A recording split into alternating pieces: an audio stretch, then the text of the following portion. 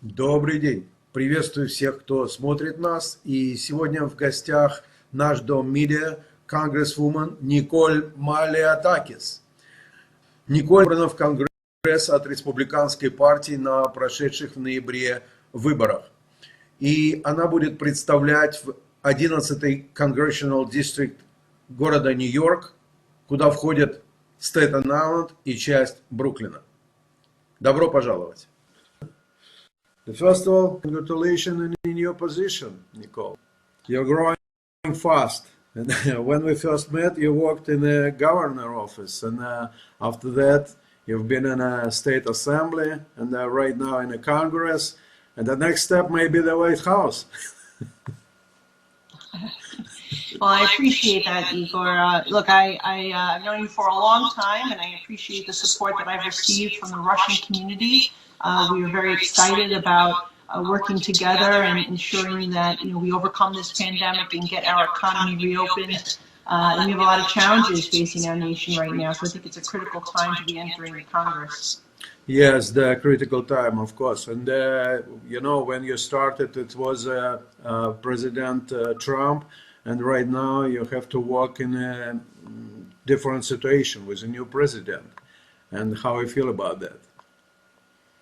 Well, look, I believe that obviously as a Republican, I would much rather be serving with President Trump. I believe that President Trump has accomplished great things during his term in office. When we look back on his record in terms of creating jobs, improving trade deals, making sure that we put America first, that we put a fight against socialism, making sure that we reduce the number of unemployed in our nation, improving for veterans, those who sacrifice so much for our nation, to make sure that they're being taken care of.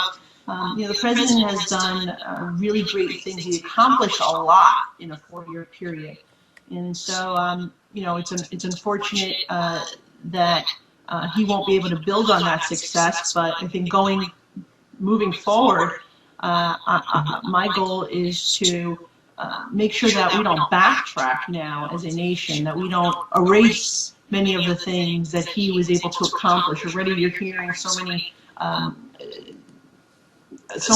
rumors about what Biden's agenda may be in terms of open borders, in terms of moving more towards socialism, adopting parts of the Green New Deal. I think we need to be very vigilant about that, and that's what I intend to do as a member of Congress. Look, I want to work with everyone, Democrats and Republicans, where we can find common ground. But I also know that, as the opposition party, we need to be vigilant in looking at what kind of agenda they're going to be trying to pursue and making sure that we're not going backwards, that we're moving forwards as a nation. Yes, but the last decision, what we know, was the Biden gonna give the approval for the 11 million of the illegal immigrants for the United States, and after that, more than 50% more the people rushed to the United States, and how the Congress gonna vote for that, and you know what? We're not even sure that Congress is going to get a vote, because he's actually talking about potentially doing this by executive order, which would be very wrong. This is something that requires a debate and discussion on the House floor. That is the reason why we are duly elected members, to be able to have that debate and discussion. I don't think that any president in that case should be acting unilaterally when it comes to determining whether 11 million new citizens. I am someone that supports secure borders. I am someone that believes, yes, we need to modernize our immigration system. We need to improve it. We need to make changes that are to modernize it, so it's really an immigration system of the 21st century, utilizing the technology that we have. We want to make sure we're tracking visas, making sure we know who's coming in and out of our country. We want to make sure that the process is streamlined a bit, so people don't have to wait years and years and even decades in some cases to become citizens of this great country. We want people to be able to have the potential to pursue the American dream, just as my parents did. But we want to make sure we're doing it wisely, we're doing it safely, And I don't think just a blanket amnesty, as Mr. Biden is proposing, is the right way to go about it. I think that we need to work collectively on addressing this issue with the legislature involved. You just mentioned your parents. I know what's your mother from Cuba, and you just mentioned also the socialism and the communism. And you know, today is the day when the problem in Russia with the opposition to the Putin, and maybe you will give us a comment about that, because the Michael Pompeo already expressed his vision to that, like many European leaders. And what do you think about that? What's the happen? If you know what's going on in Russia with Navalny, he's opposition to the Putin. He's the leader of the opposition. Yeah, look, we don't believe in silencing our opposition here in the United States of America, and I think that's something very important. People don't understand how we are so different from countries like Russia, from countries like Cuba, for example, or Venezuela, where if you are a member of the opposition, you are silenced, you are beaten, you could be jailed, you could be killed. And I think that what we pride ourselves on in America is being a two-party system, a democratic republic, where we believe in exchanging ideas, exchanging philosophies, and developing policy based on that we are all, duly elected representatives of, in our case, upwards of 700,000 people as a member of Congress. And so I think it's important that we continue to be a leader that promotes that, a leader that promotes democracy, a leader that promotes fair, equal exchange of ideas. We don't support silencing the opposition. Unfortunately, we are seeing some censorship in this country, which is something that we haven't seen prior when it comes to social media platforms and the internet. We need to be mindful of that, and I think it's a very dangerous, slippery slope for us as individuals who believe in the First Amendment and the Constitution. Okay, very interesting. So let's come back to the Russian community.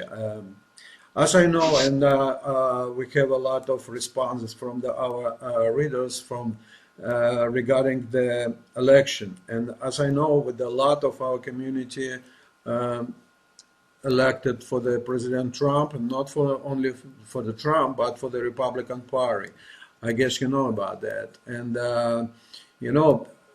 2 years ago, in the year 2018, it was only 180,000 voters in the election in 11 district, New York 11 district, your district, okay? And this election, it was 290,000 voters elected for the Republican and Democrats total, I mean. So the next one in the 2 years, the quantity will be lower, I guess. It will be again, we come back below the 200,000. And how you feel, how we can work with the election, how we can work with the people. I'm asking because some years ago, I worked with a program which is called Civic and Voter Education Initiative. We worked with the people, educate them how to vote, and educate them what is the Republican Party, what is the Democratic, what is the Conservative, and some others. And we advise them to to be registered. This is the problem because, let's say, for the last 2 years, since the last election, 2018, I mean, about 10,000 houses sold in Staten Island. I'm talking Staten Island right now. So 10,000, it's mean we can assume was the 2 voters in the 1 household. And it's mean 20,000 voters left and 20,000 come to the Staten Island. We don't know they're already registered or not. And what do you think? What we can do together to organize the voters, educate them, and push them to be voters? Well, Yeah, what you saw this year was a record turnout. Many people registered for the first time. Many people voted for the first time. I met individuals who were senior citizens who said that they were voting for the very first time, which was really quite shocking. I think that people are very engaged right now because for one reason or another, they're very unhappy with the direction that our nation is going in. They see that there are individuals that want to fundamentally change our nation, move us towards socialism, that want to erase our history, that want to change our culture, cancel our culture, as they say. And so people were very much coming out in this district to support President Trump, who once again won in this district, but also, I believe, to send a very strong message to Mayor Bill de Blasio, to Representative Alexandria Ocasio-Cortez, that they do not want socialism in this nation. We are that community that supports our police. We want law and order. We are a community that pays taxes and it deserves respect from our city and state government. And we feel that we are not being treated as we should be, that government is going away from its basic responsibilities of keeping us safe, of making sure the streets are paved, making sure that the transportation is flowing, making sure that our children are getting an education, making sure that we have an environment where our small businesses can grow and can hire more people and create more jobs. All of that was very much on the line in this election. And people were very upset, having been seeing the economy close and school close and how crime had soared. And rightfully, they came out to send a very strong message to our elected officials. And so I think that that was part of the reason why you saw such a large turnout. Now, the objective for 2022 is to make sure that individuals realize that still there's so much on the line as there is with every election. And I think, you know, we have to make sure that people are motivated to come out and vote, have their voices heard, because voter apathy is the one way to ensure that, you know, we don't have good government, right? We have to make sure that people do vote and have their voices heard. And I think that that is, we continue to do that by educating people about the importance of voting and what are the consequences of not voting. And of course, this cycle, we're going to have a lot of challenges. You know, we have Democratic one-party rule now at the federal level, the House, the Senate, and the White House. And so I'm concerned about some of the radical policies, some of the socialist policies we're going to be seeing coming out of this administration. And I'm going to be there at the forefront pushing back on these policies. Again, I want to work with Democrats where we can find the common ground, where it comes to overcoming this pandemic, it comes to accelerating the vaccine for those who want it, when it comes to reopening this economy, getting Americans back to work.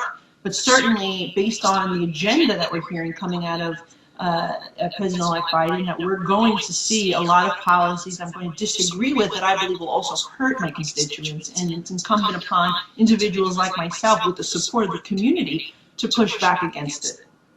It will be very good. It will be very good to work with you and educate the people for the next election in the future. And doesn't matter of the party. You know, some people may be voting, maybe not maybe. They exactly somebody voting for the Democrats, somebody voting for the Republican. But we have to advise them what's going on, what's different with the party. And I will really appreciate your support, and I will be. Very good to work together in this, maybe to organize some program like that to educate the people. And in today's economy, you just mentioned a couple of times, so we are in a COVID situation. What is your plans? What do you think? How we can grow up from this bottom of the economy? Well, Igor, I think the best stimulus plan is to reopen the economy. And the sooner we can administer the vaccinations to those who want it, the better off we'll be as a community. But I'm very concerned about the arbitrary shutdowns that we've seen from Governor Cuomo and from Mayor de Blasio, particularly our restaurants, how they've been shut down, an entire industry in our city based on no science. You know, as you know, the restaurants contributed 1.43% of positive cases for coronavirus, and yet they shut down the entire industry, and they're moving people to gather in homes instead, where we see 74% of coronavirus cases. So it doesn't really make sense that you would move people from an industry in which there are certain sanitary protocols, there are certain rules and regulations in place for social distancing, for sanitization of hands, for masks, and move them toward unregulated, where people are just gathering in their homes, right? So it didn't make any sense, and this has been so hurtful to our economy. So I think number one, reopening the economy is critical. I support a tailored COVID relief package, assisting those individuals that are unemployed or that they've experienced loss of work or loss of business due to mandatory government shutdowns. But we need to begin to reopen our economy, both here in New York and in cities across America.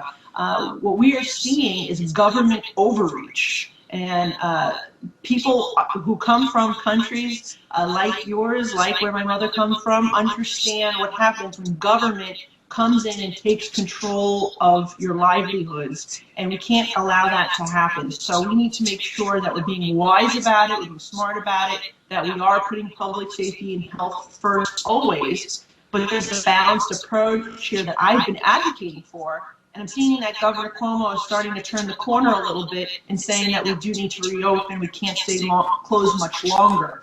But the effect that this has had on our economy has been detrimental, whether it be job losses, whether it be small businesses closing for good, whether it be the loss of tax dollars coming to our city and state government. So that's why I say, you know, federal government can do stimulus packages, and it's okay for temporary assistance, but the real stimulus package is the reopening of this economy so people can return back to work and pursue their livelihoods.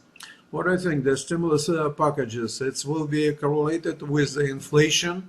It's maybe the inflation go up because it's too much money taken from nothing, and you know, debt of the United States is grow up. And how it will be correlated with the economy? Well, I think it does have a negative impact because somebody eventually has to pay for debt. That is the problem with it. And we can't continue to spend and spend and spend. We're approaching a $30 trillion debt in this country. One thing we learned from individuals like Margaret Thatcher is that socialism doesn't work because you eventually run out of the money. And that is exactly what we're seeing starting to take place, which is why the most important thing we can do is get our economy back on track, restore the American jobs, which is why I thought President Trump's election was important, because he was able to get our economy in a place where we had the lowest unemployment ever. And now, you know, he would have been a president that could have returned us to that record low unemployment and create jobs and get us back on track. So I hope that you know, the Biden administration takes a look at what President Trump did on actually helping the economy and takes some lessons from that and implements it, not does something that would unravel it even further. So that is something, you know, when we talk about, we see him talking about increasing the minimum wage. You know, you got to be very cautious about doing these things. A already fragile economy where small businesses are barely making it. You know, that is something that you need to be very cautious about, and I would warn him against making some drastic changes. Instead, what we need to do is put some stimulus into the economy, which we are doing, but reopen this economy, get the people back to work, and you'll see how it will naturally, I believe, grow and take form if you allow it to do so. But these arbitrary government shutdowns are really detrimental, and every day that passes, we're losing small businesses for good. And as you know, small businesses are the backbone of our economy, and in terms of how they employ the people that are closest to us, our neighbors, our friends. We need to make sure that they survive this. They are going to need some assistance, but we want to be smart about it. Okay, hopefully this year, the coming year will be better, and I hope this is not our last conversation.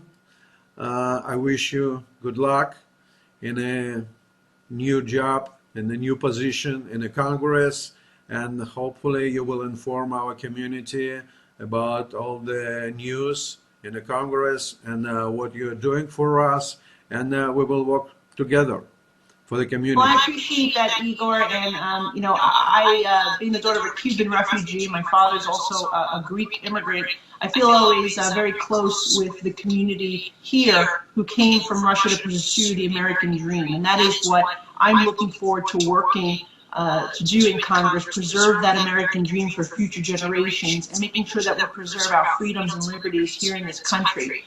So thank you to the Russian community for their support, and I look forward to working with all of you and being your representative and advocating for our freedoms and liberties and making sure that we do preserve this great country which we've come to for opportunity. Thank you. Thank you for your interview. Thank you for your position, and good luck. Thank you. Take care. Bye-bye. Thank you. Bye-bye.